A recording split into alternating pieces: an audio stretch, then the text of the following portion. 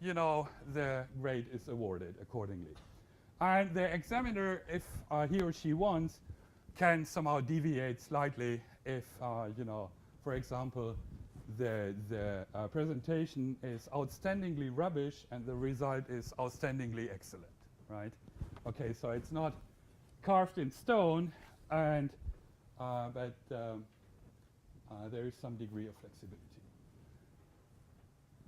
Part of the process will be, of course, that you attain to a schedule, right? So before you start, there will be a schedule agreed between the examiner of the thesis and you. And if you just let it slip, after 1 year, the degree project will be automatically terminated, right? Unless, of course, there are good reasons why you could not make it with it 1 year. This is, I know it sounds a little bit harsh, or why do we do that? I mean, for many reasons, it is a good thing to do. You should not go on longer than this.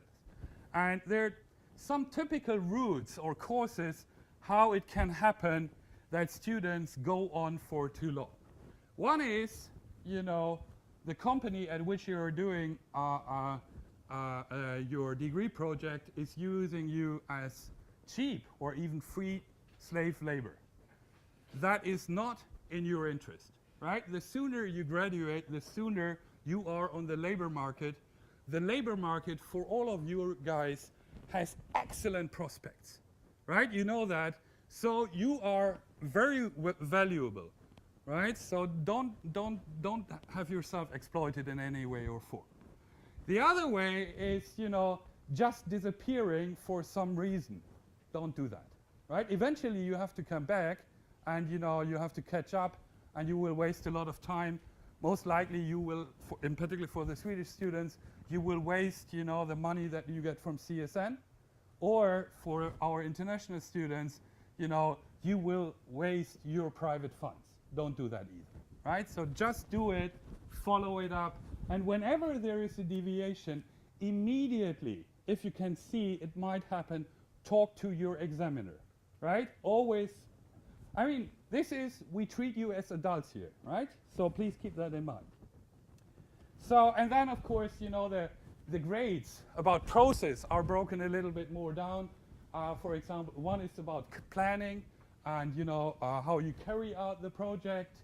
The other one is, as I mentioned already before, how do you manage your knowledge, right? Do you identify properly the need for additional knowledge? How good are you in acquiring this additional knowledge, and so forth? And then there is one additional part, that is the opposition part. This is basically what I mentioned before, that you have to be able to critically evaluate others' work, right? And the model we typically do is you will be an opponent to some other student's degree project work, right? So you will critically review the written report of that student, and you will also critically review the oral presentation given by that student, right? So we always match up, some person defending the degree project to one student opposing the degree, project. Yes. Then, the other big bang is engineering-related and scientific content. And of course, how do you apply the skills here? How do you model, analyze, evaluate the problem? Do you correctly choose the appropriate methodology or methods for doing so based on the problem at hand? And if possible, also, societal and ethical considerations. Right, and the last part is, of course, presentation, where somehow two parts of this go to the written report. And of course, it is formal aspect, language, presentation, how meticulous it is, and are you really capable of communicating the outcomes of your degree project? And then the remainder, one part, is going to how well did you present your degree project results orally, which will also, of course, include how well are you actually capable to react to questions from the auditorium. Okay. Everybody with me so far? That's easy enough, right? I mean, but take it serious, right? So it is not only the content that matters, it is how you work in the degree project, right? How do you create the content, how you present the content, and how you work, right, on the process that in the end delivers these outcomes.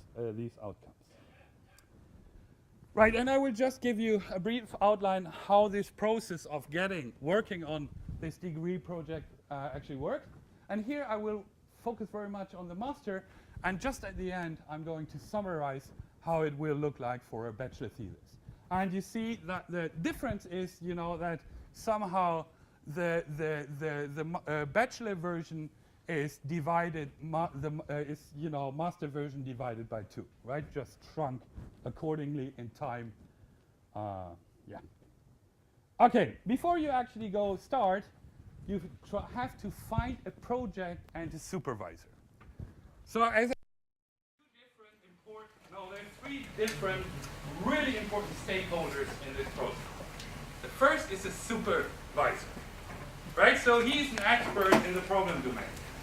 He typically has a problem that your degree project is meant to solve or to address, right? That is one thing. Very often it will be at a company, but it could also very well be here at the university itself, right? So whatever. Then there is the examiner. The examiner is almost always, I'm going to talk when there is an exception a little later, a person at KTH who is, you know, eligible to examine degree projects, right? And you will see from the resources there are lists of names you can find of who is capable to be examined. Very often, a good way to find an examiner is, you know, in the most cases, you will take a topic from one of the courses, you know, or that matches somehow topics in courses you took before, and the examiners there are typically good starting points to be either examiners directly or pointing you to suitable examiners. Right, after that, as said, you have to find an examiner, discuss, and you know the examiner then will either give you green or red lights, or will require that the proposal is going to be refined. I talked a little bit about that later. Then of course, you know, there's a form to be filled. The link is also in the resource section where you find the form. Then you have to go to your study counselor, right? Select the course, then the examiner will register, or actually in this case both happens automatically at the same time, and then off you go, right? The important thing is never ever start doing anything before you have an examiner in place. Never ever. What happens, or what can happen, is the following. You put a lot of work into something, and then you don't find any examiner who is going to accept that work. Right? So you're wasting a lot, you could be potentially wasting a lot of time. Don't do that, right? Always find an examiner before you start, right? This is important. When it is like this. Whenever I say don't do this, this is typically not, due to my creative skills, but it is just, we have learned, all our examiners here have learned the hard way, and our students at the same time, that this happens. Don't make it happen to you, right? It is very frustrating, time-consuming, expensive, everything, right? Don't do that. Always find an examiner before you go on, right? Okay, as I said, the supervisor, very often at the company, but you still have to find an examiner here at KTH. Then, when you define and negotiate a project between supervisor, examiner, and you as student, then you somehow have to agree on a minimum required technical outcome. right? So that is good for you, and that is also good for the supervisor and the examiner.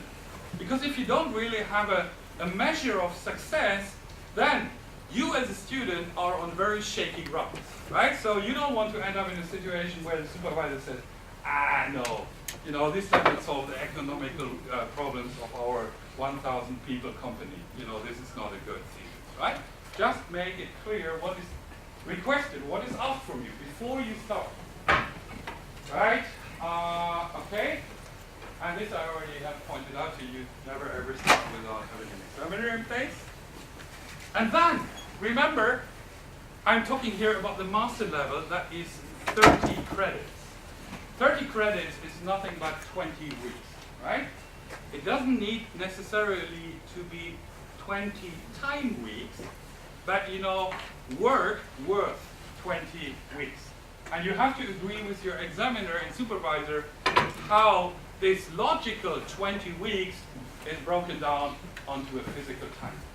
Right, and then it's very simple. We start, and then when we start, you know, your examiner will give you information, either in form of a seminar or something, a little pep talk, you know, some information about writing method and rules.